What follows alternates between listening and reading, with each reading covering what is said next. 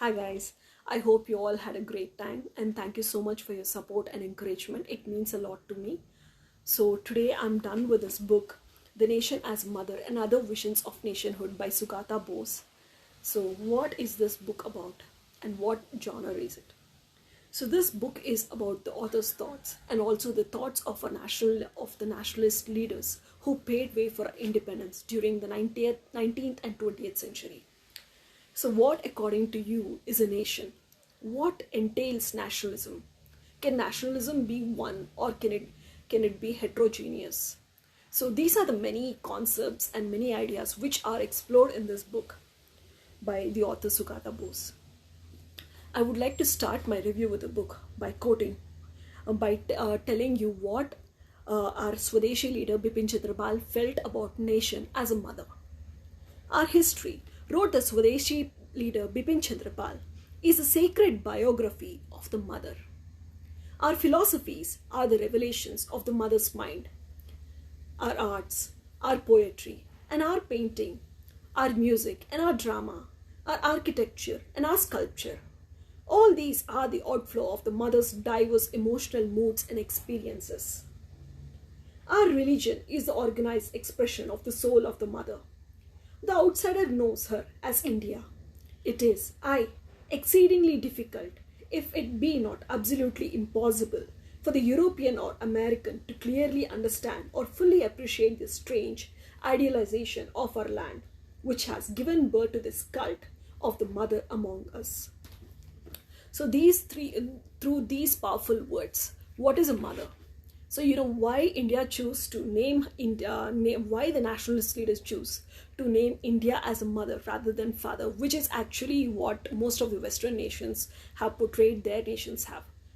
So what is nationalism? There are many thoughts which are put forth in this book, especially by the national leaders like Rabindranath Tagore, Bipin Chandrapal, C.R. Das, Nehruji, as well as Subhash Chandra Bose ji, and so many other Gandhiji, and so many other nationalist leaders. Rabindranath Tagore had written in his book Nationalism, which was published more than 100 years, about what he felt.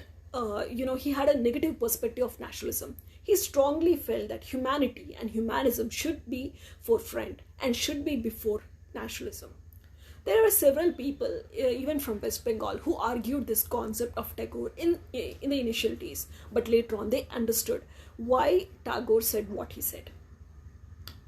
And when it comes to Gandhiji, he had a perception about a nation. And what was his initial conception of a nation?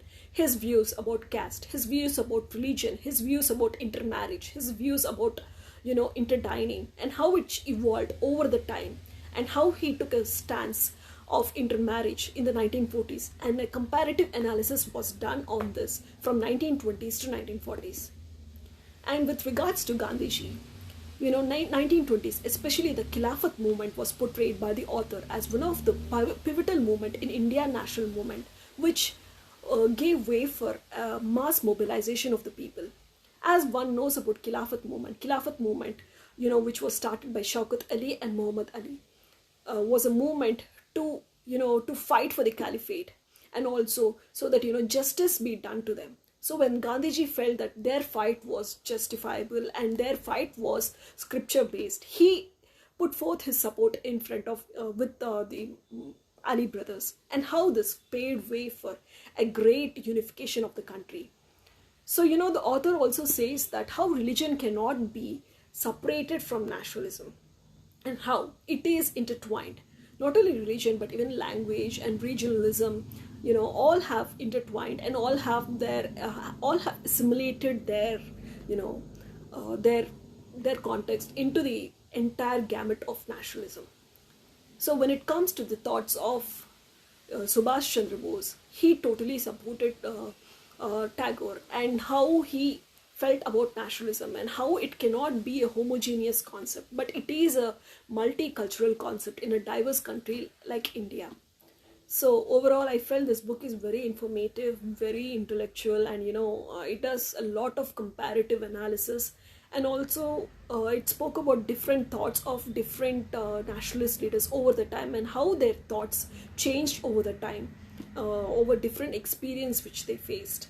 And it also speaks about the important topic Vande Mataram, why Vande Mataram was rejected by Tagore, and why it was used in its abridged version, and what was the author of Vande Mataram, the poet of Vande Mataram, Bankim Chandra Chatterjee, what was his view on Vande Mataram. And as we all know, Vande Mataram was written and introduced in the book Anand Math. And so this book talks about that. So basically, the author of this book tries to portray that, in a diverse country like India, there can never be one route to nationalism, and it has to be multiple routes, which has to pave way for unity in diversity. So the read was actually quite interesting. It was difficult, and it required a lot of attention and a lot of analysis on the part as a reader.